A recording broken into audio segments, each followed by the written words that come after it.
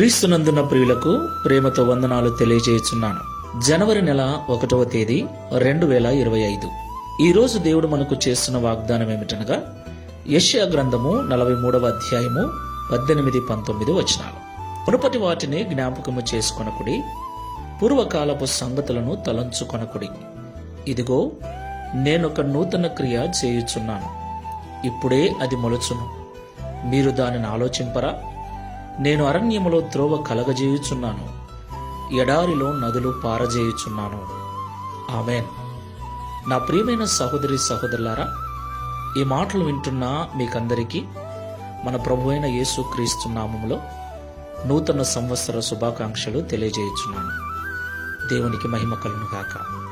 నా ప్రియమైన సహోదరి సహోదరులారా, ఇశ్రాయేలీయులు 400 సంవత్సరాలు ఐగుప్తుల బానిసత్వాన్ని అనుభవించిన తర్వాత దేవుడు వారిని ఐగుప్తు నుండి నడిపిస్తున్న క్రమంలో ఎర్ర సముద్రములో త్రోవను చేసి వారిని దాటించటం, బండను చీల్చి నీళ్లను రప్పించటం, మన్నాను కురిపించి వారి ఆకలి తీర్చటం, ఇలాగా అనేక అద్భుత కార్యాలు జరిగించి చివరికి వారిని కనాను దేశము, యూదా దేశమునకు చేర్చాడు.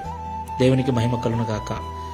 అలాగే ఇశ్రాయేలీయులు మరలా అవిధేయులైనప్పుడు వారిని 70 సంవత్సరములు బబులోనుకు బానిసలుగా పంపిస్తాడు.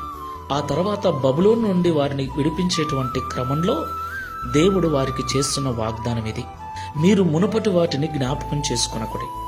అప్పుడు నేను సముద్రములో మార్గము చేశాను, అప్పుడు మీకు బండ నుండి నీళ్ళిచ్చాను. అయితే నేను మరొక నూతన క్రియ ఇప్పుడు మీకు చేస్తున్నాను.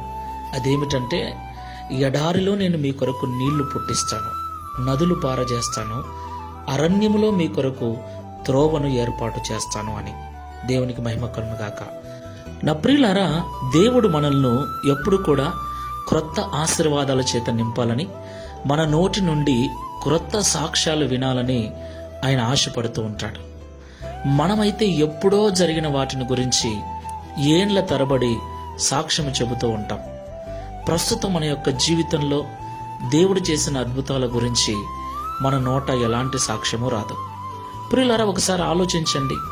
మన దేవుడు అసాధ్యుడు. సముద్రములో మాత్రమే కాదు, ఎడారిలో కూడా మార్గము చేయగలవాడు. బండ నుండి మాత్రమే కాదు, ఎడారిలో కూడా నదులు పారచేయగల సమర్థుడు. అలాంటి దేవుడు, అప్పుడు చేసిన దేవుడు ఇప్పుడు ఎందుకు చేయడు? కానీ మనము పాత వాటిని జ్ఞాపకం చేసుకుని ఇప్పుడు దేవుని స్తుతిస్తూ ఉంటాం. కానీ దేవుడు నూతన క్రియ చేస్తానని వాగ్దానం చేస్తున్నాడు. అడగండి, ప్రభువుకు విధేయులై ప్రార్థనాపూర్వకంగా ప్రభువును అడగండి.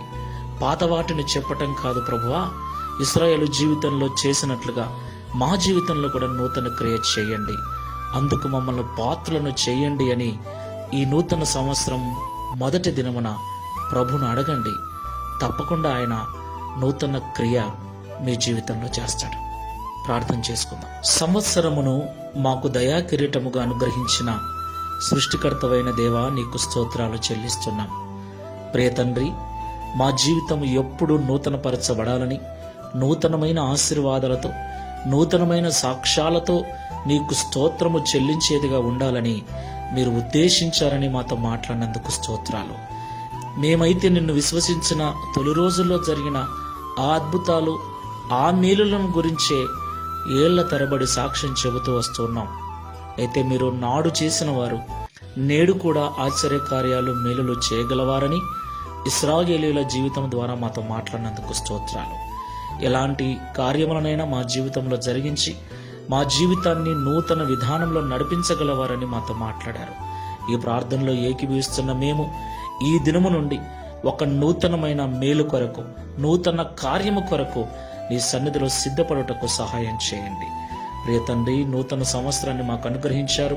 ఈ మొదటి దినమున ఈ మాటలు విన్న మేమందరము కూడా మమ్మల్ని మేము సిద్ధపరచుకొని క్రొత్త మేలుల కొరకు ఎదురు చూస్తూ, క్రొత్త సాక్ష్యములతో నీ నామాన్ని మహిమపరచునట్లుగా, నీ నామమును ప్రచురము చేయునట్లుగా, నీ నామమునకు స్తోత్రము చెల్లించువారుగా చేయుమని ఈ సంవత్సరమంతా నీ కృపా రెక్కల నీడలో మా కుటుంబాలన్నిటిని భద్రపరిచి, తద్వారా ఈ దిన వాగ్దానం మా అందరి జీవితంలో నెరవేర్చి మమ్మల్ని బలపరచుమని, ధైర్యపరచుమని యేసు నామములో ప్రార్థించి వేడుకుంటున్నాము తండ్రి.